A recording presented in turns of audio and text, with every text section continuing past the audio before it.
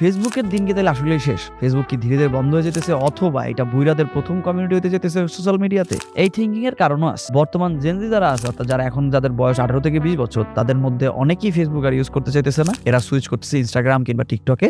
এমনকি 2023 সার্ভে অনুযায়ী ফেসবুক তার 20% ইউজারও হারাইছে। ফেসবুকের এই অবনতির কারণ তার নিজেরই প্রোডাক্ট ইনস্টাগ্রাম আর ফেসবুকের সবচেয়ে বড় কম্পিটিটর হচ্ছে টিকটক। কিছুদিন আগে পর্যন্ত ফেসবুক ছিল সবচেয়ে বেশি ডাউনলোড করা অ্যাপ প্লে স্টোরে, কিন্তু এখন আর তা নাই। টিকটক তার জায়গাটা নিয়ে নিছে। এমনকি টিকটক, ইউটিউবের শর্টস, রিলস এগুলোর সাথে ফেসবুক টক্কর দিয়েও পারতেছে। যদিও ফেসবুক অনেক ট্রাই করতেছে, নানা রকম আপডেট আনতেছে, যেটা ফেসবুকের ড্রব্যাকের আরেকটা কারণ। এরকম বাকওয়াস আপডেটগুলো ফেসবুক না দিলেও পারতো। তাহলে কি ফেসবুক এখনই বন্ধ হয়ে যাবে? না, ব্যাপারটা এমন না। ফেসবুক মিলিয়ন ডলার ইনকাম করতেছে, বিলিয়ন ডলার ইনকাম করতেছে তাদের এই অ্যাড কিংবা বিজ্ঞাপন দিয়ে।